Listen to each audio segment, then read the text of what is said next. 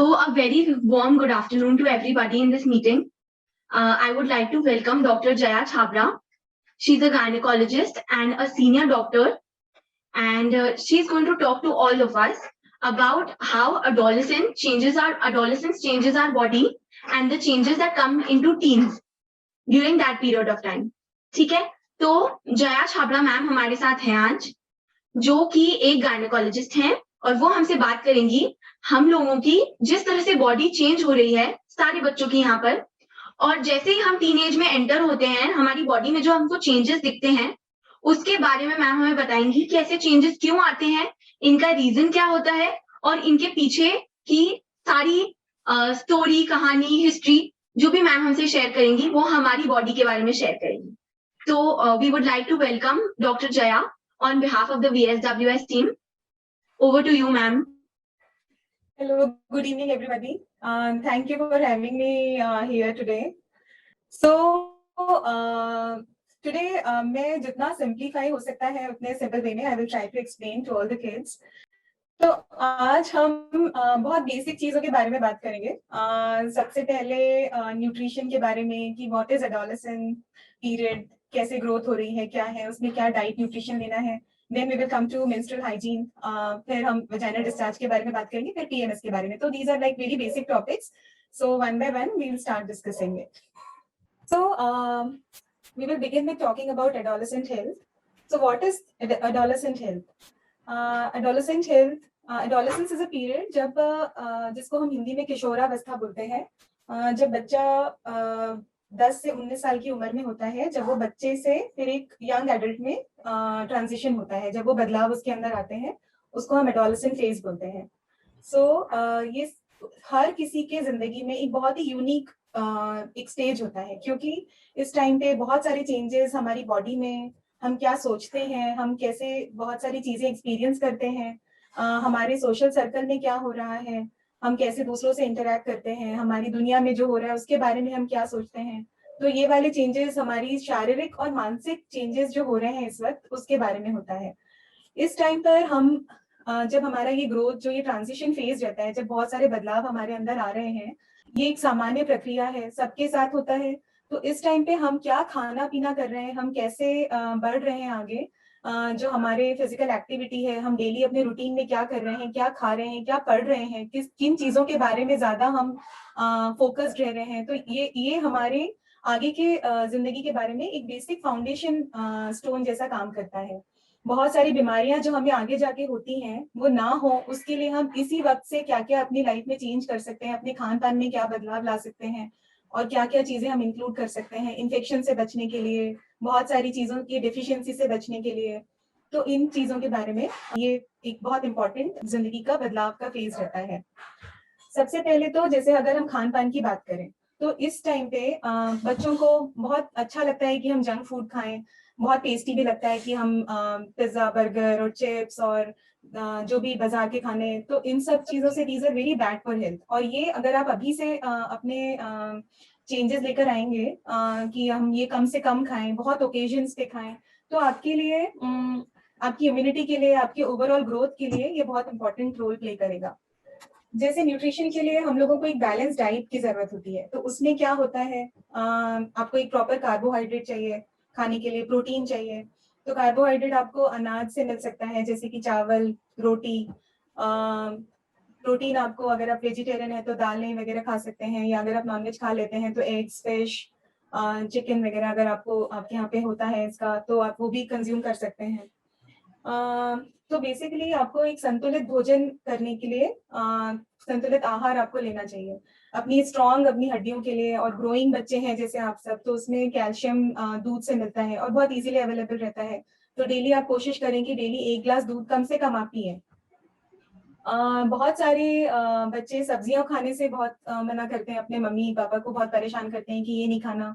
तो हरी सब्जियां जो जैसे पालक, मेथी, बहुत सारे नट्स जो होते हैं, तो इनमें बहुत they are rich source of iron. तो आपको ये सब चीजें खाना चाहिए कि जिससे आपको खून की कमी ना हो. कई बार ऐसा होता है कि आप लोग स्कूल में पढ़ रहे हैं, बहुत आप लोगों को कंसंट्रेशन आपको समझ में नहीं आ रहा है, चिड़चिड़ापन होता है, मैम समझा रही है लेकिन कंसंट्रेशन नहीं हो पाता। तो ऐसे बच्चे जब कई बार उनके हम ब्लड की जांचें करते हैं तो समझ में आता है कि अरे इनको तो आयरन डेफिशिएंसी है, इनको अनीमिया है, खून की कमी है, और उससे बच्चों का कंसंट्रेशन आप लोगों का बहुत कम हो जाता है। तो खाने में आप हर तरीके की चीजें खाने की कोशिश करें। ये आपको वो करें। जैसे जैसे आपके चेंजेस ये वाले आते हैं, हार्मोनल बदलाव भी बहुत जैसे शरीर में आते हैं, उसके कारण क्या होता है, शरीर में बहुत छोटे छोटे हमारे स्किन में रोम छिद्र होते हैं, उसमें बहुत ज्यादा ऑयल का प्रोडक्शन होने लग जाता है। तो इसी उम्र में, ये 10 से 19 साल की उम्र में बहुत बच्चों को स्किन में पिंपल्स होना, एक्ने होना, तो ये भी आपको परेशानी का कारण बन सकता है यदि आप लोग अपने साफ सफाई का ध्यान नहीं रखते। तो चेहरे को बार बार धोएं, ज्यादा पानी पिएं। तो इसके ऊपर भी आपको इस फेज ऑफ लाइफ में बहुत फोकस करने की जरूरत है। जैसे आपका ग्रोइंग फेज है, इस टाइम पे जो हार्मोनल चेंजेस आते हैं, तो बढ़ता बच्चा, जैसे आप लोग की फिजिकल एक्टिविटी भी रहती है, आप लोग स्कूल आना जाना बहुत उसमें, तो उसकी वजह से बहुत पसीना आता है, इस ग्रोइंग फेज में ज्यादा आता है बच्चों को पसीना। तो इसमें आपको ध्यान रखना है कि आपको साफ सफाई का बहुत ध्यान रखें, डेली नहाएं, डेली अपने साफ सुथरे कपड़े पहने, और अपने शरीर के हर भाग को अच्छे से क्लीन करें। तो इसका भी आपको बहुत ध्यान रखना है।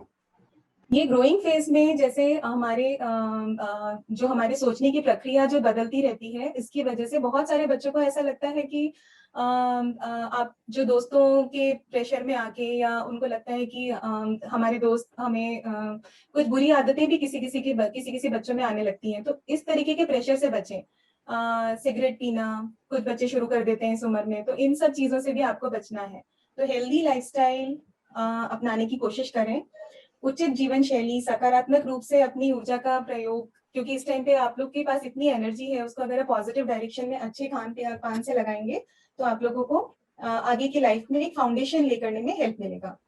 तो बैलेंस डाइट लेना है, प्रॉपर अपने साफ सफाई का, हाइजीन का ध्यान रखें, कोई ना कोई एक्सरसाइज जरूर करें। अगर आप लोगों के पास फैसिलिटी है कि अगर आप कुछ ना कुछ स्पोर्ट्स कर सकते हैं, अभी तो स्कूल बंद है, लेकिन अगर आप स्कूल में कोई स्पोर्ट्स खेल सकते हैं, या आपकी कॉलोनी में बच्चे मिलके कुछ खेलें, अगर उसकी नहीं है अभी फैसिलिटी, तो आप डेली कम से कम कुछ वॉक करें, कुछ अपने घर के आसपास जॉगिंग करने के लिए जाएं, बुरी आदतों से बचें, और इसका फाउंडेशन अभी इसी उम्र में, जब आपका ग्रोइंग फेज है, उसमें लेकर आए। तो अच्छे से पानी पीना है, हेल्दी फूड खाना है, फ्रूट्स खाइए, सब्जियां खाइए, कोई ना कोई स्पोर्ट्स खेलिए, और अपनी हाइजीन का ध्यान रखिए। अब हम आते हैं सेकेंडली, जो हमारा आज का इम्पोर्टेंट टॉपिक है, वो है मेंस्ट्रुअल हाइजीन। सो मेंस्ट्रुएशन बेसिकली जो हर महीने जो माहवारी आती है, उसको मेंस्ट्रुएशन बोलते हैं। तो इसमें आपको बहुत साफ सफाई का इस दौरान ध्यान रखना होता है। तो मेंस्ट्रुएशन बेसिकली क्या होता है, तो जब भी एक छोटी बच्ची बड़े होने की फर्स्ट स्टेज पर आती है, तो उसके शरीर में जब हार्मोनल चेंजेस आते हैं, उन चेंजेस में से एक थर्ड स्टेज पे आके मेंस्ट्रुएशन स्टार्ट होता है। तो सबसे पहले थोड़ा ब्रेस्ट का साइज बढ़ता है, कमर के आसपास का फैट बढ़ता है, उसका आकार चेंज होता है, बगल में बाल आने शुरू होते हैं, और फिर पीरियड्स का ब्लड फ्लो स्टार्ट होता है। सो ये बहुत ही नेचुरल प्रोसेस है, इसको बिल्कुल इसके बारे में घबराने की जरूरत नहीं होती है, और सबके साथ, सब लड़कियों के साथ ये ग्रोइंग फेज में होता है। तो इस टाइम पे आप लोगों को इस बारे में जागरूक होने की जरूरत है कि आपको कितनी साफ सफाई का ध्यान रखना है, ताकि आपको किसी भी तरीके की इन्फेक्शन का खतरा ना रहे। तो सबसे पहले जब जब भी पीरियड्स के बारे में कोई टॉपिक आता है, तो सबसे पहले एक हिचक रहती है अंदर की, अरे हम इस बारे में बात नहीं करेंगे। घर वाले भी कई बार बहुत सपोर्टिव नहीं होते हैं बात करने के लिए, कई बार बच्चियां माओ से बात करने में भी घबराती हैं, कि माएँ भी बहुत कम बात करती हैं कि चलो ये पीरियड्स आ रहे हैं, अच्छा चुप रहो, इसके बारे में ज्यादा बात नहीं करो। लेकिन अगर आपके घर में भी ऐसा माहौल है, तो आप अपने फ्रेंड्स से, अपने स्कूल में टीचर से इस बारे में बात करने की कोशिश करिए।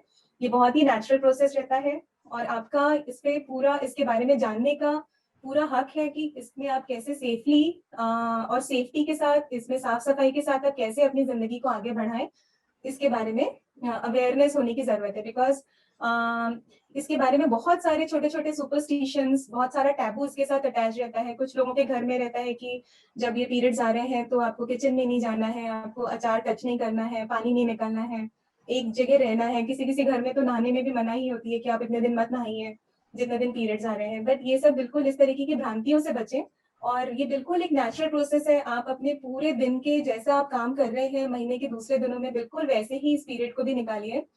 और सेफ्टी के साथ रहिए। तो इसमें आपको कुछ चीजों का जैसे ध्यान रखना है कि आपकी माहवारी जो पीरियड्स का फ्लो रहता है, ये हर महीने आता है कि नहीं, आपको अपने एक कैलेंडर मेंटेन करना चाहिए। शुरू में जब पीरियड्स आना शुरू होता है यंग गर्ल्स में, तो उस टाइम पे पीरियड्स बहुत रेगुलर नहीं रहते हैं। किसी किसी को बहुत फ्लो, बहुत ज्यादा ब्लीडिंग हो जाती है, किसी किसी को कम होती है, किसी किसी को 2-3 महीने शुरुआती दौर में नहीं आता, या फिर एक ही महीने में 3-4 बार भी आ जाता है। तो उसमें आप लोगों को थोड़ा सा इस बात का ध्यान कि आप एक कैलेंडर में या फिर एक छोटी डायरी अपनी मेंटेन करिए, उसमें लिख के रखिए कि कौन सी डेट को आया। तो एक इसको बोलते हैं चार्टिंग, अपने पीरियड्स की चार्टिंग आप जरूर करके रखें कि मेरा पीरियड रेगुलर है कि नहीं है।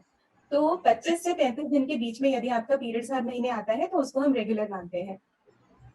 सेकेंड सबसे जरूरी बात है कि आपको बहुत ज्यादा ब्लीडिंग तो नहीं हो रही है। इसको कैसे मॉनिटर करना है? किसी भी नॉर्मल एवरेज लड़की को एक महीने में 60 ml के करीब ब्लीडिंग होती है ओवरऑल, 3-4 दिन मिला के जितने दिन भी ब्लीडिंग होती है।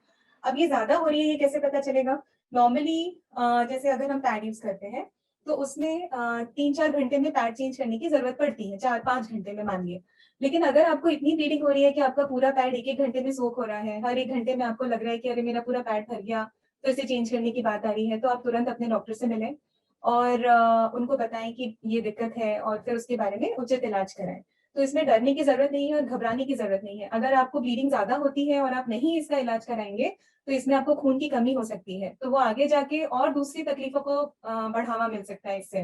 तो इसको इसी वक्त आपको देखने की जरूरत है। तो इसके बारे में बात करें घर में, स्कूल में, अपनी फ्रेंड से, अपनी टीचर से।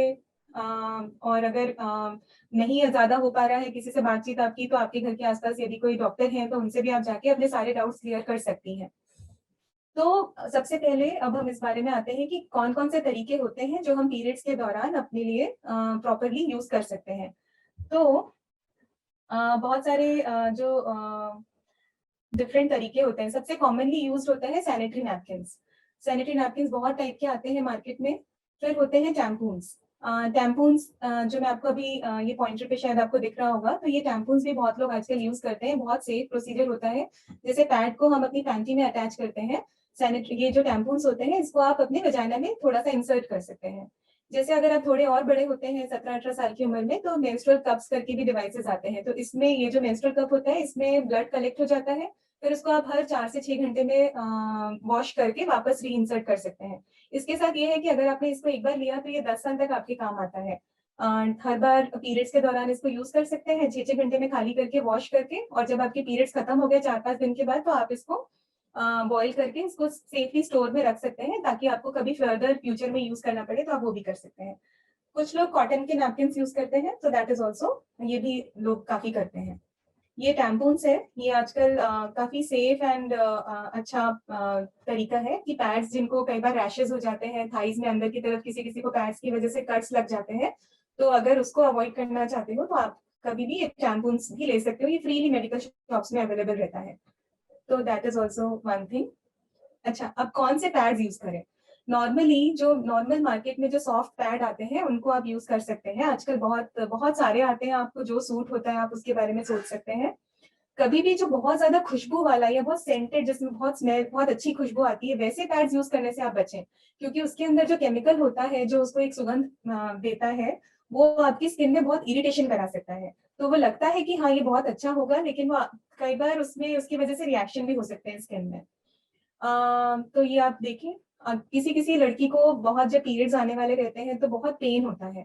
जनरली पेन होता है, एकदम से पेन से डर के कि पेन किलर खा लिया, कोई मेडिसिन खा ली। बहुत सारे लोग कहते हैं हमारे घर में रखी रहती है दवाइयां, हम तो खाते ही रहते हैं, तो ऐसा करने से बचो आप लोग। पहले कुछ हॉट वाटर बैग लेके अपने पेट के निचले हिस्से पे थोड़ा रख रख के उसको सेक सकते हो, कई बार उसी से अच्छा लगने लगता है। अगर वैसा नहीं है तो कभी कोई नॉर्मल डॉक्टर से अपने पूछ के ही कोई दवाई खाओ। अपने आप कोई भी पेन किलर जो बड़े खा रहे हैं वही आपने भी खा लिया, ऐसा नहीं करो। और अब जैसे मैंने आपको पहले भी बताया था, अपने पीरियड्स की डेट का ध्यान रखो, क्योंकि कई बार बहुत सारी छोटी छोटी बीमारियां होती हैं जो हम लोग सोचते भी नहीं है कि छोटे बच्चों को होगा, लेकिन अगर जिनकी पीरियड्स बहुत ऊपर नीचे होते हैं, जल्दी जल्दी आ रहे हैं या बहुत लेट लेट आ रहे हैं, तो कुछ ऐसी बीमारियां रहती हैं जिनके ऊपर कई बार बहुत ध्यान नहीं जाता, लेकिन वो हो सकते हैं, वो हमको शुरू से पता चलना चाहिए। तो कैसे हम अपने सैनिटरी नैपकिन को यूज कैसे करना चाहिए? तो आपको ये ध्यान रखना है कि आप अपने नैपकिन्स यूज कर रहे हैं या टैम्पून्स यूज कर रहे हैं, जिसकी मैंने आपको फोटो दिखाई थी, उसको हर 4 से 6 घंटे में उसको चेंज करिए। भले ही आपका फ्लो बहुत ज्यादा नहीं है, आप सोचोगे कि अरे हम 4 से 6 घंटे में क्यों चेंज करें, हमारा तो पूरा पैड सोक नहीं हुआ। लेकिन क्या होता है, जब आपका मेंस्ट्रुअल फ्लो होता है, जब ब्लड आता है उसके अंदर, तो जितना भी ब्लड है वो पैड में सोक हो जाता है। पैड आपके प्राइवेट पार्ट्स के साथ कंटिन्यूसली कनेक्शन में रहता है। तो वार्म, जब जैसे बैक्टीरिया ग्रो करते हैं, आपने स्कूल में पढ़ा होगा बैक्टीरिया के बारे में, तो जब उनको एक आइडियल एटमॉस्फेयर मिलता है, ब्लड मिलता है, तो वहां पे वो बहुत तेजी से ग्रो करते हैं। तो मेंस्ट्रुअल पैड के ऊपर भी अगर उनको आप 4 से 6 घंटे से ज्यादा यूज करते रहेंगे, तो उसमें बैक्टीरिया ग्रो करते हैं और वो आपके प्राइवेट एरिया को भी इन्फेक्ट कर सकते हैं और आपको भी सिवियर इन्फेक्शन हो सकता है। तो भले ही आपका पैड 4-6 घंटे में पूरा सोप नहीं हुआ है, लेकिन उसको चेंज करना हमेशा इज अ हेल्दी हैबिट, वो आपको बहुत तरीकों ऑफ इन्फेक्शन से बचाएगा। जब भी आपने पैड चेंज किया, जितनी बार भी आप पैड चेंज करें, अपना प्राइवेट एरिया अच्छे से क्लीन करिए साफ पानी से। और स्कूल में भी, घर में भी मोस्टली बस एक बार पानी से क्लीन कर लीजिए उसको। हर बार सोप वाटर से क्लीन करना जरूरी नहीं है, लेकिन एक बार साफ पानी से उसको अपने प्राइवेट एरिया को क्लीन रखिए। प्राइवेट एरिया क्लीन करने का भी एक तरीका होता है। जब भी आप क्लीन करें तो हमेशा आगे से पीछे की तरफ क्लीन करें, कभी पीछे से आगे की तरफ ना आए, उससे आपको दूसरे और इन्फेक्शन होने का खतरा रहेगा। तो हमेशा हाथ आपका आगे से पीछे की तरफ जाए क्लीन करने में, ये बहुत जरूरी है, इसका ध्यान रखो हमेशा के लिए। और सैनिटरी नैपकिन को डिस्कार्ड करने के लिए, जब आपने नैपकिन हटाया वहां से, फिर उसको एक प्रॉपर न्यूज़पेपर में रोल करके और एक अलग बैग में डालिए।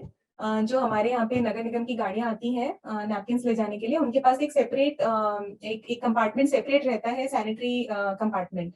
तो हमेशा सैनिटरी नैपकिन को गीले कचरे या सूखे कचरे, दो तरीके के कचरों के बारे में हम सुनते हैं ज्यादातर, तो उनका एक सेपरेट कंपार्टमेंट होता है, तो उसको आप उस कंपार्टमेंट में हमेशा डिस्कार्ड करिए। तो ये जो जिनको हम दे रहे हैं उनके लिए भी बहुत आसान रहता है, उनको भी वो इन्फेक्शन से बचाएगा। और जो रिसाइकलिंग, क्योंकि रिसाइक्लेबल इनका अलग ही तरीका होता है इनको डिस्पोज करने का, तो उससे भी आपको उसमें अपना कंट्रीब्यूशन करिए, क्योंकि उसको सारे नॉर्मल कचरों के साथ उसको डिस्पोज ना करें। जैसे किसी किसी को एक रहता है कि हमें बहुत ज्यादा ब्लीडिंग हो रही है, तो कुछ लोग क्या करते हैं कि 2 पैड लगा लिए, या कि ज्यादा ब्लीडिंग होती है, या सपोज स्कूल जाना है, स्कूल में 7-8 घंटे निकालने हैं, वहां पे पैड चेंज करना कंफर्टेबल नहीं है, तो कुछ लड़कियां 2 पैड लगा लेती हैं। या क्या करते हैं कि पैड भी लगा लिया, नीचे कपड़ा भी लगा लिया, फिर पैंटी पहन ली, या टैम्पून्स भी लगा लिया, पैड भी लगा लिया। मतलब एक से ज्यादा एक ही बार में तरीका यूज करने से बचो। उससे क्या होगा, आपको ये तो लगेगा कि अरे ठीक है, हमको ड्राई है, हमको इतना ब्लीडिंग फील नहीं हो रही है, लेकिन क्या होता है, जैसे मैंने आपको पहले भी बताया, कि जब ब्लड जाके उसमें एब्जॉर्ब होता है, जब वो सोप हो जाता है, तो उसमें बैक्टीरिया ग्रो करता है कुछ टाइम के बाद। आप जितने ज्यादा मेथड एक बार में यूज करोगे, उतना ज्यादा आपको इन्फेक्शन होने का खतरा बढ़ेगा। अगर आप आपने उसको लंबे समय तक यूज किया, अगर आप एक से ज्यादा तरीका यूज कर रहे हो, तो जैसे मैंने आपको कहा है कि हर 4 से 6 घंटे में आपको चेंज करना है, आप खुद ही कंफर्टेबल, आपको लगेगा अरे अभी हम ड्राई हैं, ना करें चेंज, तो आपको उससे इन्फेक्शन होने का खतरा बढ़ जाएगा। आपको ब्लीडिंग ज्यादा है, तो हमेशा ये कोशिश करिए कि आप बार बार पैड चेंज करें, बजाय इसके कि एक ही बार में एक से ज्यादा तरीके अपनाएं उस ब्लीडिंग को डील करने के लिए। तो बेसिकली पीरियड्स के दौरान बहुत अच्छा खाना पीना करें, उससे बिल्कुल डरे नहीं कि अरे पीरियड्स आने वाले हैं, उसका स्ट्रेस नहीं लो, क्योंकि ये नॉर्मल है। जिनको नहीं आता वो एबनॉर्मल होता है। तो अगर आपको पीरियड्स हर मंथ आ रहा है, तो उसको एक खुशी से वेलकम करो, उसको अच्छे से डील करो, वो 3-4 दिन अच्छा खाना पीना करो, रेस्ट करो और रिलैक्स करो। अगर आप लोग कुछ भी एक्सरसाइज करते हो, कुछ भी, अगर आप कुछ भी गेम खेलते हो, तो उन 4-5 दिनों में उसको बंद करने की जरूरत नहीं है। आप उसी इंटेंसिटी से भी खेल सकते हो, या फिर आप नॉर्मल, अब थोड़ा बहुत कम कर दिया, लेकिन ऐसे नहीं करना है। कुछ लोगों को लगता है अरे मेरे पीरियड्स आ रहे हैं, अभी तो मैं 3 दिन सोऊंगी, मैं सिर्फ सो रही हूँ, मेरा पेट दुख रहा है। ऐसा नहीं करो, नहीं बन रहा है, नहीं बन रहा है करोगे तो फिर वो नहीं बनेगा। अभी ओलंपिक में मीराबाई चानू को सिल्वर मेडल मिला है, आप लोगों ने देखा? सिल्वर मेडल मिला है। वो उसके पीरियड्स चल रहे थे, जब उसने इंटरव्यू में बताया कि उसके पीरियड का फर्स्ट या सेकंड डे था, जब उसने इतना हेवी वेट लिफ्ट किया और ओलंपिक में उसको सेकंड मेडल मिला है। तो क्या वो उसका एक दिन में हुआ होगा? ये इन सब चीजों की तैयारी ये लोग टीन एज से शुरू कर देते हैं। तो अभी से अगर आप अपना लाइफस्टाइल अच्छा करोगे, तो आगे जाके यू विल, आपको लगेगा कि अच्छा हुआ कि हमने ये हैबिट्स ली, क्योंकि आप में से मैक्सिमम लोग कुछ ना कुछ काम जरूर करोगे जब बड़े हो जाओगे। तो जब ऑफिस जाओगे, सब करोगे, तो अभी से अगर आपकी आदत रहेगी कि हम पीरियड से कितना अच्छा डील कर रहे हैं, तो आगे भी आपको बहुत हेल्प मिलेगा। ठीक है, तो पीरियड से डरना नहीं है, and there is no shame in talking about periods. अच्छे से बात करो, जो भी डाउट्स है उसके बारे में क्लैरिफिकेशन होना चाहिए। सो हमेशा अवेयर रहो कि क्या लेटेस्ट हो रहा है, क्या करना है, डॉक्टर से पूछो, फ्रेंड से पूछो, टीचर से पूछो। एक दूसरा सबसे इम्पोर्टेंट अभी जो एक टॉपिक रहता है जिसके बारे में बहुत लड़कियां परेशान रहती हैं वो है वैजाइनल डिस्चार्ज, या फिर जिसको नॉर्मली सब मानते हैं सफेद पानी आना। तो मोस्टली सफेद पानी सब लड़कियों को आता है। 80% केसेस में ये नॉर्मल रहता है। क्यों आता है सफेद पानी? जो आपकी वजाइना का एरिया है वहां से यदि सफेद पानी आ रहा है तो वो उसका पर्पस रहता है कि वो बॉडी ही सीक्रेट करती है, उसका एक तरीका रहता है क्लीन करने का, आपके प्राइवेट पार्ट्स को क्लीन करने का। तो 80-90% केसेस में सफेद पानी आना बिल्कुल नॉर्मल है। सफेद पानी नॉर्मल है कि एबनॉर्मल है, इसके बारे में हम थोड़ा सा पता करें कि आप कैसे पता कर सकते हो कि आपका जो वजाइनल डिस्चार्ज हो रहा है वो नॉर्मल है कि नहीं। ये बिल्कुल पानी जैसा अगर आ रहा है, थिन है, उसमें से जैसे उसका कंसिस्टेंसी ऐसा है जैसे कि नाक बेरी है या अंडे की जो सफेदी होती है, अगर वैसा पानी आ रहा है तो वो नॉर्मल है, वो सबको आता है। दैट उसमें डरने की या घबराने की जरूरत नहीं है कि पानी आ रहा है। और कभी कभी थोड़ा थिक भी हो सकता है, लेकिन हल्का फुल्का थिक, वो भी नॉर्मल है। और किसी किसी को जैसे जिनको क्रॉनिक पेट साफ नहीं होता, जिनको बहुत कब्जी रहती है, उनको भी सफेद पानी कई बार आता है, तो उसमें भी डरने की जरूरत नहीं है, लेकिन अपने डॉक्टर से बताओ एक बार कि ऐसी दिक्कत आ रही है। अच्छा, आपको फिर कब टेंशन लेना है कि अब ये पानी जो सफेद पानी आ रहा है ये नॉर्मल है कि नहीं? तो अगर कभी आपको उस सफेद पानी जो भी आपको डिस्चार्ज हो रहा है उसके साथ यदि आपको अपने प्राइवेट एरिया में बहुत खुजली चल रही है, बहुत इचिंग हो रही है, तो गलत है। अगर आपको उसमें से बहुत स्मेल आने लगी, पहले स्मेल नहीं आती थी लेकिन अब उसमें से बहुत स्मेल आने लगी है, तो वो गलत है। और या फिर उसका कलर बदल गया है, पहले जैसे आ रहा था क्लियर फ्लूइड लिक्विड आ रहा था, लेकिन कभी ग्रीन कलर का आ रहा है या ग्रे कलर का आ रहा है, या बिल्कुल पस जैसा कुछ डिस्चार्ज आ रहा है, तो उसके बारे में आपको सोचना है। या कई बार किसी किसी को बिल्कुल दही जैसा, कर्ड जैसा डिस्चार्ज आने लग जाता है, तो वो भी एक इन्फेक्शन की निशानी है। तो अगर नॉर्मल है जब तक, तब तक टेंशन नहीं करो, लेकिन अगर बिल्कुल परेशानी वाला काम हो रहा है तो दिक्कत की बात है। अच्छा, सेकेंडली, महीने में 3 बार थोड़ा सा ज्यादा डिस्चार्ज होना नॉर्मल है। जैसे जब पीरियड्स आने वाले हैं, जब 2 दिन में हमें पता है कि पीरियड आने वाले हैं शायद 2-3 दिन में, तो उस वक्त हर किसी को थोड़ा डिस्चार्ज होना पहले से बढ़ जाता है। फिर पीरियड्स बंद हो गए, उसके बाद भी 2-3 दिन तक डिस्चार्ज थोड़ा चलता रहता है, वो भी नॉर्मल है।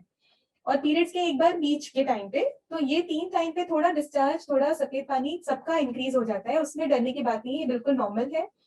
लेकिन अगर आपको पूरे महीने एक जैसा बहुत ज्यादा सफेद पानी जा रहा है, या आपको बहुत ज्यादा इचिंग हो रही है, या आपके कपड़े पूरे टाइम गीले ही रहते हैं, तो इसका मतलब है कि कुछ ना कुछ इन्फेक्शन है, और इसके लिए आप एक बार डॉक्टर से मिले बिना अपने आप को इलाज ना करें, तो उस तब मिले। तो इस बात को समझें कि नॉर्मल डिस्चार्ज भी पॉसिबल रहता है नॉर्मली। जो इन्फेक्शन है कि नहीं है, उससे आपको डिफ्रेंशिएट करते आना चाहिए, और अगर आपको लग रहा है कि नहीं मुझे इन्फेक्शन हो गया है, तो जरूर अपने डॉक्टर से जाके मिलें और उनको दिखाएं। उसका इलाज हो जाता है, इसमें डरने की जरूरत नहीं है बहुत ज्यादा।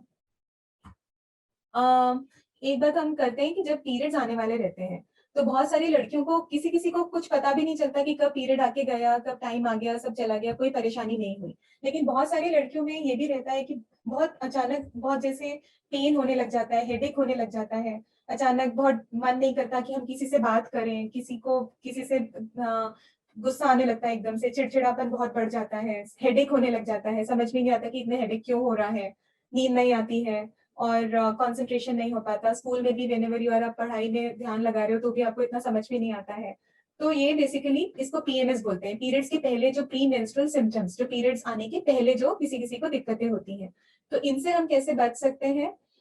इसमें जैसे अगर आप दिन, जब जिनको ज्यादा पीएमएस होता है या पीएमएस होता नहीं है तब भी, ताकि थोड़ा सा पीरियड्स का ड्यूरेशन हमारा नॉर्मल चले, उसके लिए जरूरी है कि आप बहुत पानी पिए। आप बहुत, जब पीरियड आने वाला है उस वक्त थोड़ा मीठा कम खाएं, बाजार का खाना कम से कम खाओ। एक्सरसाइज अगर आप पूरे महीने करोगे, कुछ ना कुछ फॉर्म ऑफ एक्सरसाइज, आपको बिल्कुल जरूरत नहीं है कि खूब हेवी एक्सरसाइजेस करो, लेकिन कोई गेम, कोई फिजिकल एक्टिविटी अगर आप डेली करते रहोगे तो आपको ये वाले सिम्टम्स भी कम आएंगे। एब्डोमिनल पेन होना, हाथों पैरों में सूजन आना, थकान महसूस होना, ये आपका धीरे धीरे कम होते होते बंद हो जाएगा।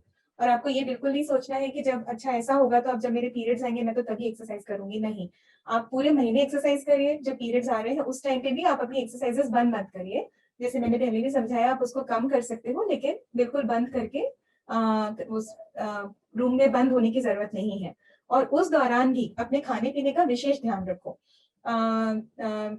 अपना नॉर्मल दाल चावल सब्जी रोटी, बहुत ज्यादा कैफीन या बहुत शुगर खाना, बहुत ज्यादा बाजार का खाना, ये सब अपना कम से कम रखो। और नियम से खाना खाओ। बहुत लंबे समय तक अगर भूखे रहोगे तो आपको बहुत हेडेक होना ये बहुत कॉमन हो जाता है। और पानी का इंटेक आपको जैसे कि बताया कि अच्छा रखना है। तो जो आज का टेक होम मैसेज है वो क्या है? अच्छे से खाना खाओ, अच्छे से सो रात को, अपने साफ सफाई का, दांतों की सफाई का ध्यान रखो, कुछ ना कुछ नया सीखते रहो, कुछ नया एक्टिविटी, कुछ नया स्पोर्ट्स और एक्सरसाइज या कुछ भी अपना फिजिकल एक्टिविटी का ध्यान रखो। So, अब आपके क्वेश्चंस क्या हैं, आप उनसे पूछो। Yes, ma'am. It was a very nice session. And I have a lot of questions in my direct messages Yes. to read out to you. All these questions. Okay. Starting from Rupal's question. What are the reasons for breast pain for 10 to 15 days before periods? Is this normal? Also, what should I do for this situation? देखो, सो जो pen, breast में जो pen होता है ये भी it is a part of PMS, जो मैंने लास्ट में आपको बताया कि व्हाट इज पीएमएस, जो प्रीमेंस्ट्रुअल सिम्टम्स होते हैं। तो जब भी पीरियड्स के 14th डे पे जब ओव्यूलेशन हो जाता है, उसके बाद जो हार्मोनल चेंजेस आते हैं उसके कारण ब्रेस्ट पेन होता है। ये बहुत कॉमन है, लेकिन इससे डील करना उससे भी बहुत आसान है। अगर आप पूरे टाइम, पूरे महीने, like 30 days in a month, अगर आप कुछ ना कुछ फिजिकल एक्टिविटी करते रहोगे और आपको पानी अगर का इंटेक अच्छा रखोगे तो ये ब्रेस्ट पेन का प्रॉब्लम बहुत हद तक कम हो जाएगा। लेकिन इसके लिए लाइफस्टाइल मॉडिफिकेशन सबसे ज्यादा जरूरी है। आपको पानी ज्यादा पीना है, एक्सरसाइज करना है, और पीरियड आने में जब 10 दिन बचे हैं उस दौरान जंक और मीठा उसको कम से कम कर दो, तो वाटर रिटेंशन कम रहेगा। देखो, अगर हम पानी कम पीते हैं तो हमारा उतना, जितना हम कम पानी पियेंगे उतना ज्यादा वाटर रिटेंशन होने लग जाता है शरीर में। उसके कारण ये ब्रेस्ट पेन होना, इसको ब्रेस्ट टेंडरनेस होना होता है। लेकिन जैसे आपने लाइफस्टाइल मॉडिफिकेशन किया और इससे आपको फायदा मिल गया, वी आर गुड। नहीं मिला तो मुझे लगता है फिर कुछ विटामिन सप्लीमेंट्स देके इसको हम लोग डील कर सकते हैं। तो पहले टू बिगिन विथ एकदम से मेडिसिन पे जंप नहीं करो, पहले थोड़ा एक्सरसाइज, बहुत सारा पानी, प्रॉपर स्लीप पैटर्न, इससे ठीक करने की कोशिश करें। नहीं होगा तो we can give some medicine also. The next question is, ma'am, white discharge होने से बॉडी को क्या प्रॉब्लम होती है और इसका क्या इलाज है? देखो, बहुत सारे लोगों को ऐसा मिथ होता है, मतलब एक भ्रांति होती है कि व्हाइट डिस्चार्ज होता है इसीलिए मैं वीक हो गई हूँ। It is not like that. White discharge, जैसे मैंने समझाया कि most of the time it is normal, लेकिन अगर एक्सेसिव हो रहा है या आपको बहुत खुजली हो रही है वहां पर उस एरिया में, या आपको पूरे महीने एक सा डिस्चार्ज बना हुआ है जो कि बहुत ज्यादा है, तब इसका कहने का, तब ये किसी ना किसी इन्फेक्शन की निशानी है। ये आपकी किसी वीकनेस की वजह से नहीं हो रहा है, इन्फेक्शन हो रहा है, तभी आपको व्हाइट डिस्चार्ज होता है। तो हमेशा अगर आपको एबनॉर्मल व्हाइट डिस्चार्ज हो रहा है, उसका कलर अलग है या उसमें बहुत ईचिंग है या स्मेल आ रही है, तो हमेशा वो एक इन्फेक्शन की निशानी है। तो उसके लिए अपने डॉक्टर से जरूर आप एक बार दिखाएं। कई बार किसी किसी न्यूट्रिशन की डेफिशिएंसी की वजह से भी होता है, बट मुझे लगता है कि अगर वैसी कोई स्थिति रहती है तो फिर उसके लिए वी कैन, हमेशा एक बार आप मिल सकते हैं। बहुत बार ये नॉर्मल रहता है, लेकिन वीक हो इस वजह से डिस्चार्ज हो रहा है ऐसा नहीं है। The next question is by Pramila. Why discharge period के पहले क्यों और किस लिए होता है? देखो, पीरियड्स के पहले बहुत सारे हमारे शरीर में हार्मोनल चेंजेस होते रहते हैं। हर महीने जब पीरियड आता है तो एक वो प्रॉपर रिदम रहता है, कुछ ब्रेन से हार्मोन रिलीज हुआ, कुछ थायराइड का हार्मोन रिलीज हुआ, कुछ ओवरी से रिलीज हुआ। तो आपकी यूटेरस में, यूटेरस मतलब बच्चेदानी जो रहती है, उसमें जब कुछ चेंजेस आते हैं हार्मोनल बदलाव की वजह से, तो जस्ट जब पीरियड आने वाला रहता है तो उस चेंजेस को रिस्पॉन्ड, हार्मोन्स को रिस्पॉन्ड करने के लिए पीरियड आने के जस्ट पहले डिस्चार्ज आना शुरू होता है। तो 2-3 दिन डिस्चार्ज होके एंड देन धीरे से फिर आपका ब्लड भी शेड ऑफ होना शुरू हो जाता है। तो these are all hormonal changes और वो बिल्कुल नॉर्मल है। पीरियड्स के पहले अगर डिस्चार्ज आ रहा है तो उससे डरने की बिल्कुल जरूरत नहीं है। The next question is from Muskan Kalra. What if we are having a huge amount of white discharge? Can it affect our health? Can it cause bone damage? See, huge amount of white discharge is बहुत सारी girls को रहता है। It has nothing to do with bone damage for sure.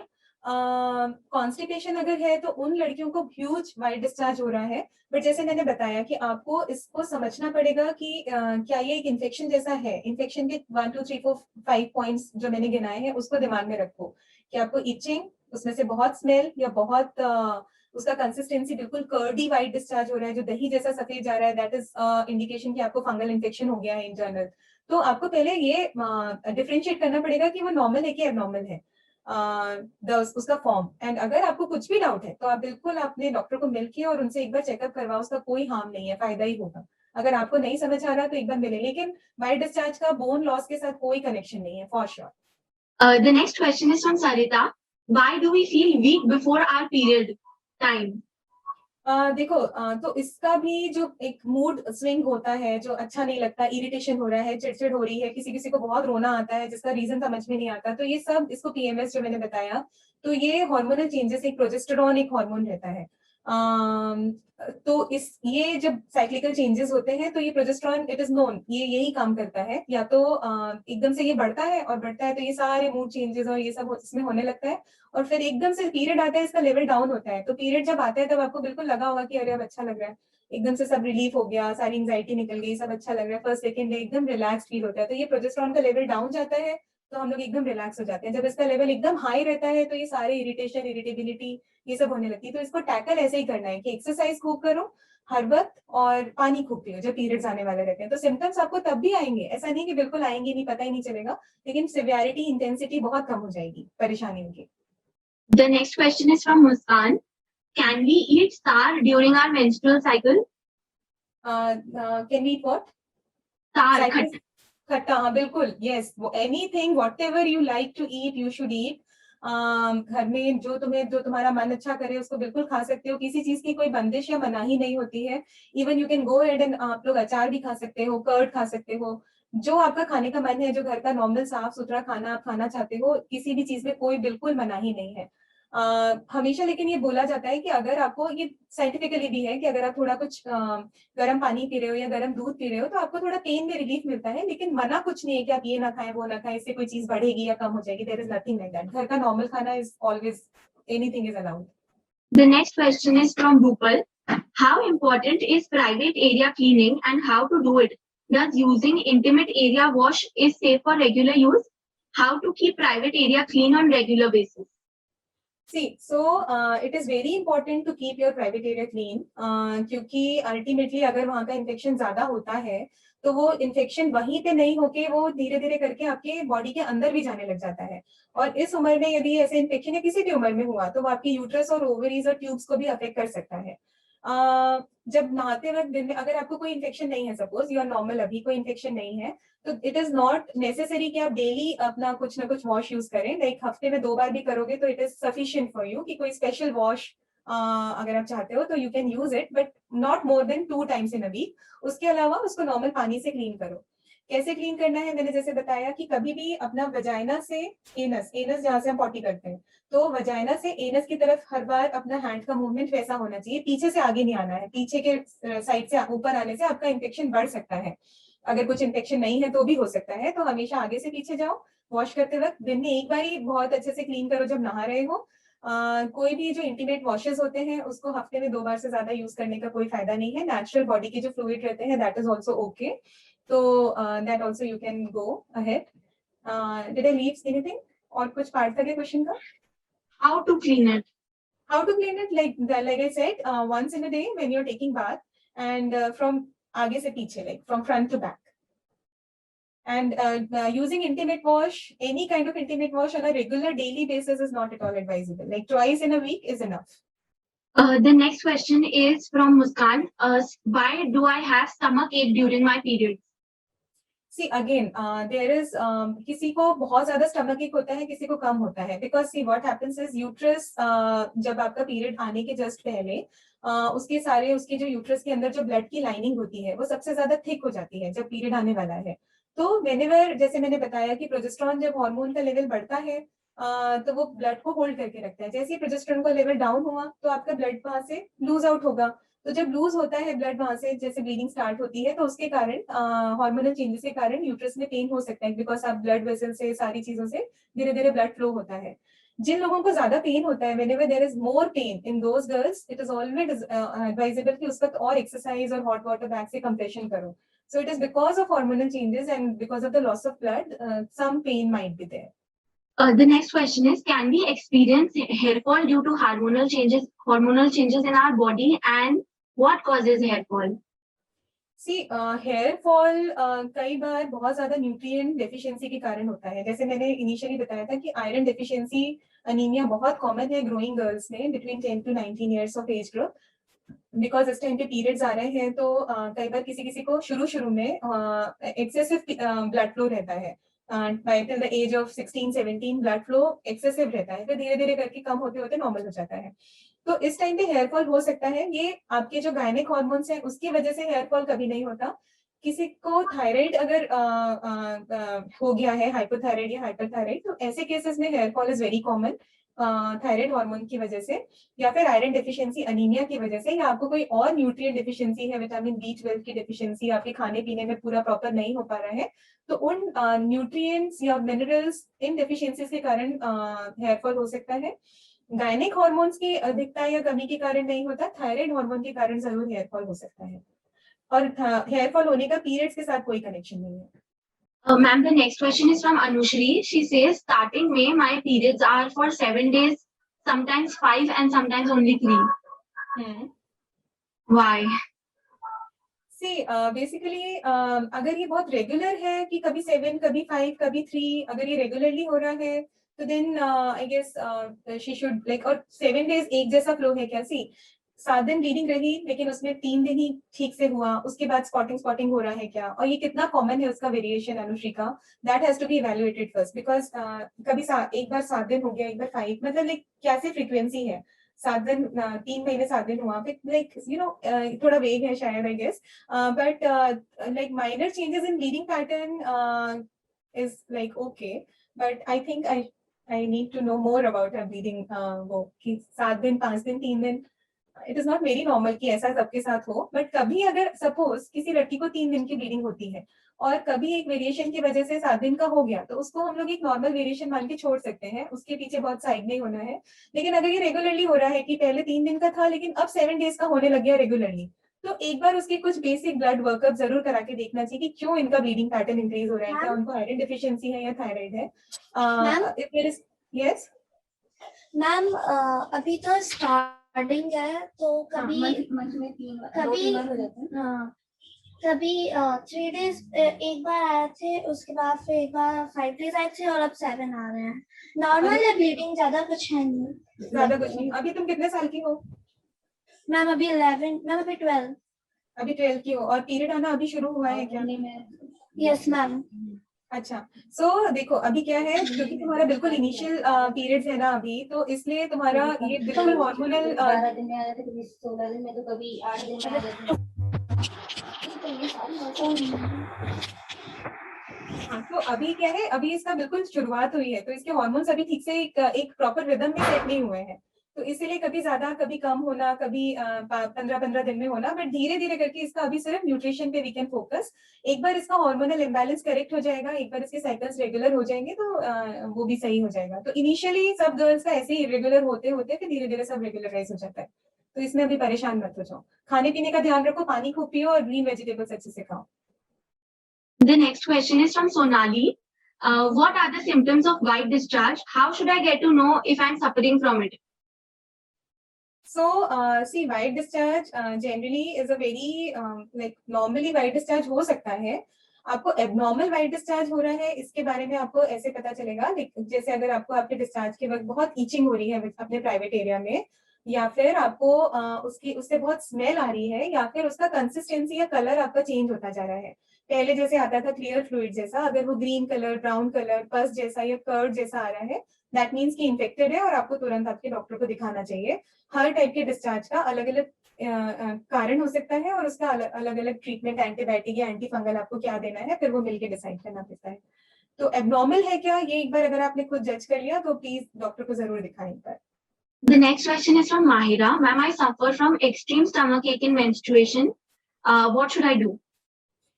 Mahira, अगर बहुत extreme stomach एक हो रहा है तो एक तो अगर तुम पूरे महीने अगर एक्सरसाइज करोगी और ऐसी एक्सरसाइजेस जिसमें तुम्हारे लोअर एब्डोमेन पे प्रेशर पड़े, तो ऐसी कैसी एक्सरसाइजेस होती हैं, जैसे आपको सीधा आप लेट के अपने पाँव ऊंचे नीचे करो, राइट साइड में 10 बार, लेफ्ट साइड में 10 बार उसको पाँव को घुमाओ, तो आपके अगर आप अपने पेट के निचले हिस्से पे प्रेशर पड़े, अगर आप ऐसी एक्सरसाइजेस करोगे तो आपका ड्यूरिंग पीरियड्स, और ये आपको ड्यूरिंग पीरियड्स नहीं करना है, पूरे महीने करना है, तो आप थोड़ा आपको रिलीफ मिलेगा, ताकि आपके ब्लड और यूट्रस और ओवरी में ब्लड सप्लाई थोड़ा प्रॉपर होगा, तो आपको पेन थोड़ा रिलीफ हो जाएगा। अगर इससे थोड़ा ठीक लगता है तो ठीक है, नहीं तो कुछ एक बेसिक पेन किलर, बहुत परेशान होने से अच्छा है कि अगर आप कुछ बेसिक खा सको, लेकिन एक्सरसाइज करने से you will find huge relief in your symptoms, stomach एक थोड़ा कम हो जाता है। The next question is again from Sonali. I have heavy hair fall. In what way can it be controlled? Is it related to some kind of deficiency? Yes, it can be definitely related to iron deficiency. एक बार अगर बहुत severe hair fall है तो अपना haemoglobin जरूर check कराओ। अगर आपका 10 के नीचे आ रहा है या 10 11 के नीचे, लाइक 9 to 10 11 के बीच में है, तो यू शुड ऑलवेज गो कि 3 महीने तक आयरन खाओगे तो you will see definite changes कि हेयर फॉल कम हो गया है करके। और कई बार विटामिन B12 की डेफिशिएंसी के कारण भी रहता है, तो एक बार अपना ब्लड वर्कअप कराओगे तो you will find the reason and उसको सोल्यूशन भी you will get to know. The next is, I had iron deficiency. I am having iron supplements, but it results in constipation. How can I increase the iron with keeping my bowel movement right? हाँ, so basically iron intake के साथ constipation is a very most common symptom, कि सबको iron के साथ constipation होता है, ये इसका बहुत common side effect है आयरन का। तो जब भी आप आयरन सप्लीमेंट लेते हो, try to have high roughage diet। roughage मतलब जैसे आपको डेली एक गाजर खा लो, या अपना पानी का इंटेक इतना बढ़ाओ, हर 1 घंटे में 1 गिलास पानी पियो, so that आपका bowel movement उससे थोड़ा कंट्रोल रहेगा। जब भी आप आयरन खाना शुरू करते हो तो ये वाले जो कॉन्स्टिपेशन के सिम्टम्स रहते हैं, ये शुरू के महीने बहुत रैम्पेंट, बहुत प्रोमिनेंट होते हैं, फिर धीरे धीरे करके बॉडी एक्सेप्ट करना स्टार्ट करता है। तो इसको अवॉइड कॉन्स्टिपेशन को आप कर सकते हो कुछ जैसे कच्ची चीजें खा के, गाजर, चुकंदर, ग्रीन लीफी वेजिटेबल्स, और बहुत सारा पानी पी के, तो you can just deal with your constipation like that. But अगर अनीमिया है तो उसको करेक्ट जरूर करो, कॉन्स्टिपेशन से डर के आयरन खाना बंद नहीं करना है। Thank you, ma'am. Shraddha's question is, ma'am, periods don't come on time. What should I do? सबसे पहले तो how irregular are your periods, इसके बारे में यू हैव टू अंडरस्टैंड। किसी का भी पीरियड 22 से 35 डेज के बीच में यदि आ रहा है तो उस that is normal, like you will have to find a chart कि जैसे इट इज नॉट नेसेसरी कि हर 30 डेज में आएगा तभी हम उसको रेगुलर मानेंगे। Are you getting me? 30 days का cycle is the most regular one, but if you are getting your periods in every say 35 days, so अगर रेगुलरली 35 डेज में आ रहा है, that can also be considered as a regular cycle only, या फिर every 25 days में आ रहा है, that can also be considered as a regular cycle।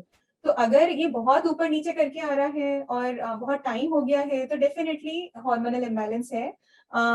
सिर्फ हार्मोनल इम्बैलेंस है कि क्या ये पीसीओडी में कन्वर्ट हो रहा है, तो इसके लिए you should meet a gynaec. वो अगर आपके कुछ टेस्ट करना चाहते हैं, कोई स्कैन सोनोग्राफी करके, तो वी वुड नो, और उसके लिए फिर 2-3 महीने के लिए कुछ हार्मोनल ट्रीटमेंट देने से ये नॉर्मल हो जाता है।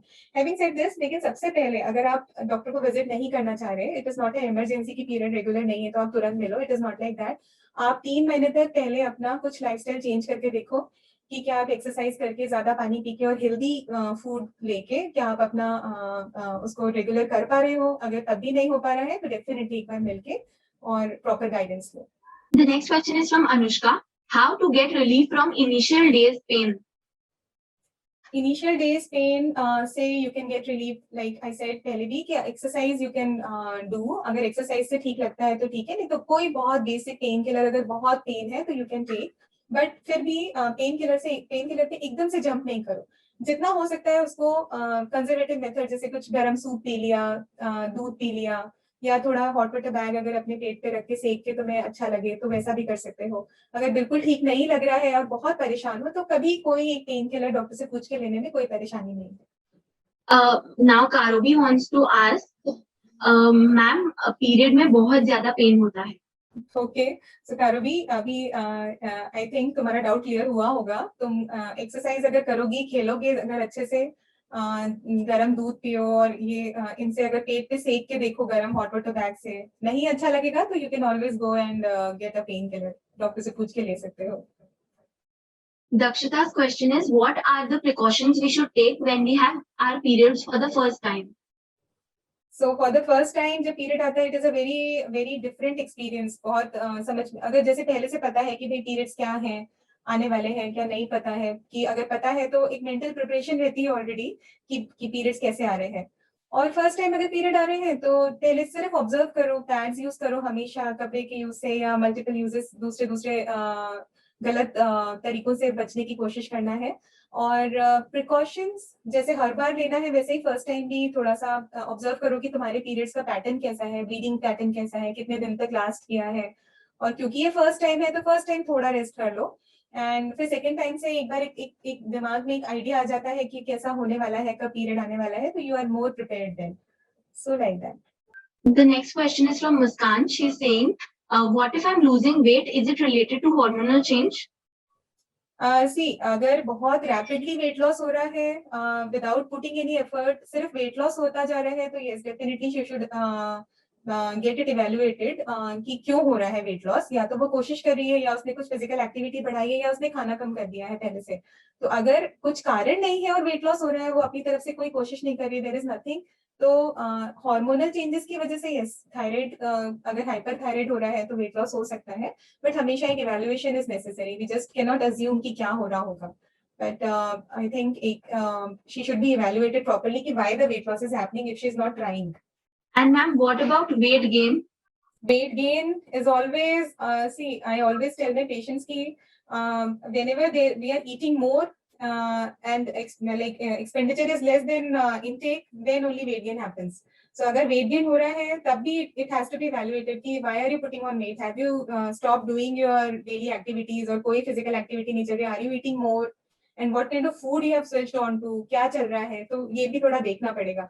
एडोलेसेंस में सी वेट लॉस भी सिर्फ एक प्रॉब्लम नहीं है, वेट गेन अगर बहुत ज्यादा हो जाता है तो बहुत सारे हार्मोनल इम्बैलेंसेस होने लग जाते हैं, किसी किसी को पीसीओडी ओवरीज में चेंजेस आने लगते हैं, और फिर ये आगे जाके बहुत सारी प्रॉब्लम्स क्रिएट करता है। अगर आपने 16, 17, 18 साल की उम्र में बहुत वेट पुट ऑन कर लिया, तो व्हेनेवर लाइक 10 साल बाद, अभी से 10 साल बाद भी उसका इम्पैक्ट देखने को मिलता है। इसीलिए एडोलेसेंस में फिजिकल एक्टिविटी, नॉर्मल अच्छा खाना खाना is very important, so one has to keep a good check on this. Ma'am, is it true when periods start, then height rising will stop? Okay, so she means to say, if my periods start, will my height stop to grow? No, it does not completely stop, but yes, एक period start होने के just पहले एक growth spurt आती है, like maximum जो rise होता है हाइट में वो पीरियड स्टार्ट होने के जस्ट पहले होता है। लेकिन आपके बोन्स फ्यूज होना, जो बोन्स के जॉइंट्स होते हैं वो फ्यूज होते होते 16 से 18 साल की उम्र तक फ्यूज होते हैं। तो तब तक थोड़ा थोड़ा थोड़ा करके अगर आप खेलते रहोगे, अगर आप फिजिकल एक्टिविटी करते रहोगे, तो थोड़ा थोड़ा करके राइज मिलेगा। उतना रैपिड नहीं होगा जितना पीरियड आने के पहले हो रहा था, लेकिन बंद नहीं हो जाएगा। अगर आपका पीरियड आ गया है तो आपका बिल्कुल हाइट बढ़ना बंद हो जाएगा, there is nothing like that. लेकिन खेलते रहो, उसके लिए एक्सरसाइज करते रहो, तो आपका हाइट बढ़ती रहेगी at a slower pace, but बढ़ती रहेगी। Ma'am, my mom is 39 years old and she has period only 3 days, and even the third day, it's not very regularly. So does that harm the body? It is absolutely normal. देखो जैसे हर with every changing year of life, जब एक as के बाद जैसे 29, 30 cross किया तो bleeding pattern change होता रहता है, दैट इज परफेक्टली नॉर्मल। अगर पीरियड्स रेगुलर है तो पीरियड का दिन कभी 3, कभी 4, कभी 5, that is all normal. The important point is कि you should not have too heavy bleeding and very less bleeding. If that is happening, then it should be evaluated. But 2-3 दिन bleeding हो रहा है, that is absolutely normal. जब तक वो regular है, there is no problem in that. I hope your question is answered, Arohi. The next question is, ma'am, I'm 45 years old and want to know what is perimenopause. हाँ, सो perimenopause एक वो stage होता है, एक होता है menarche, जो हम आज डिस्कस कर रहे हैं कि एडोलेसेंस में जब लड़कियों का फर्स्ट पीरियड आता है, और वो फर्स्ट पीरियड आने की जो स्टेजेस होती हैं, फिर धीरे से जो पीरियड्स आना स्टार्ट होता है, तो उसको हम मेनार्की बोलते हैं। वैसे ही मीनोपॉज, पेरीमेनोपॉज का मतलब होता है कि हम उस एज में पहुंच गए हैं जहां हम धीरे धीरे धीरे करके पीरियड्स आना बंद हो जाएंगे। तो और पीरियड बंद होने के बाद के 1 साल 2 साल तक के पीरियड को पेरीमेनोपॉजल एज बोलते हैं। So that is what is perimenopause. Like menopause, when period शुरू हुआ, that is menarche, period आना बंद हुआ, that is menopause. menopause होने के 1-2 साल पहले से लेके 1-2 साल बाद तक के 4-5 साल के ड्यूरेशन को perimenopause बोलते हैं, menopause के आसपास का time. The next question is, ma'am, does period cause face changes like pimples? Yes. See, basically, whenever periods आने वाला रहता है तो pimples होते होने के चांसेस बहुत ज्यादा हाई रहते हैं. By again the culprit is progesterone. It is a hormone and उसी की वजह से हेडेक होता है, उसी की वजह से पिंपल्स आते हैं, उसी की वजह से ब्लोटिंग फील होता है, mood changes, mood swing. So that the main culprit behind all that is progesterone, which is a hormone, जिसका एकदम से राइज प्रोजेस्टेरॉन लेवल का बढ़ता है just before you get your periods. And that is, yes, it is the reason for causing pimples also. Ma'am, can too much stress cause weight loss? If yes, how to avoid taking stress during teenage? So the best way, too much of stress can cause weight loss, weight gain and many kind of mental problems as well. Because अभी जो तुम लोग का growing phase रहता है young girls का, उस time पे जैसे मैंने बताया कि बहुत सारा साइको सोशल प्रेशर रहता है कि how to behave, what to think, किसको फॉलो करना है, कौन हमारा रोल मॉडल बनेगा, हम क्या करें क्या ना करें, इतना कंफ्यूजिंग स्टेट ऑफ वो रहता है. तो इन सब चीजों का एक अनसेट स्ट्रेस रहता है सब बच्चों के पीछे. सो कैसे अवॉइड करना है? तो जब तक अभी क्लैरिटी नहीं आ रही है तब तक तो खेल कूद के जितना खेलोगे उतना कम से कम स्ट्रेस रहेगा. कुछ फिजिकल एक्टिविटी, बैडमिंटन खेल लो घर के बाहर, अच्छे से पानी पी लो, नॉर्मल खाना खा लो, पॉजिटिव चीजों में लगो, मोबाइल में गेम कम खेलो, न्यूज अच्छे अच्छे देखो. और तो इस तरीके से यू कैन, जितना स्ट्रेस का लेवल जितना कम से कम हो सकता है उतना कम हो जाएगा. तो अभी फिलहाल तो you can do like that only कि जितना खेल खेल के you can reduce your stress. If after the age of 45 periods do not come, shall we wait for 2-3 months to understand that it is menopause? Usually if the time exceeds, we take medicines to bring period. No. So basically period stop होने का जो time रहता है, जैसे start होने का time रहता है बिटवीन 11 to 15 years, स्टॉप होने का टाइम रहता है between 45 to 52 years of age. Alright. So उस अगर आपको 45 एज क्रॉस हो गया है, पीरियड्स नहीं आ रहे हैं, सो उसमें डरने की जरूरत नहीं है. अगर आपको और कोई कारण नहीं है कि पीरियड क्यों नहीं आ रहा है, तो यू कैन मीनोपॉज हो गया है बोलने के लिए you should not gate periods for 1 year at a stretch. It should not be कि नहीं आया फिर 3 महीने के बाद फिर आ गया तो उसको मीनोपॉज नहीं बोलेंगे, वो पेरीमेनोपॉज के ही सिम्टम्स है. तो अगर 1 year तक कंटिन्यूअसली पीरियड नहीं आया है, देन वी कैन से कि it is menopause. I eat home cooked food and that too on time since the last 1 year. Also, I have been doing regular exercise, but still my period doesn't come on time, and I am repeatedly gaining weight. What could be the reason or the cause, and how to simplify the problem? She's 21 years old. See, if she's 21-year-old and because see, जब भी ऐसा transition phase रहता है कि जब adult hood में जा रहे हैं, तब तक अगर पीरियड थोड़ा बहुत इरेगुलर है, that is acceptable. Like the 21 years की एज में if she is having home cooked food only, she is exercising and still she is putting on weight, then this definitely suggests that she is having severe hormonal imbalance. And then we'll have to evaluate ki what is the cause of this imbalance. It can be because of some polycystic ovary. So she should definitely get herself evaluated for that. And the second most important thing is some girls, they have this family history of diabetes. What do you mean by family history? Like someone in the family is having diabetes, mother, father or some first degree relative. So in these girls, hormonal imbalance बहुत common रहता है और उसकी वजह से भी polycystic ovary is a very very common finding in some girls. So I think at the age of 21 years, if she's having all the good lifestyle, everything, and still her periods are not regular, she should definitely get evaluated herself. What is the reason for this? Okay, ma'am. Thank you so much. With that, I would like to end the session. We would like to thank Dr. Jaya Chhabra for giving us such valuable information on a very important topic this session, and your queries and questions are solved. Thank you so much, ma'am, for giving us your time and helping us with such an important topic. Thank you so much for having me here, and it's my pleasure. Thank you. Thank you, ma'am. Bye-bye. Bye. Bye, everybody. Yeah.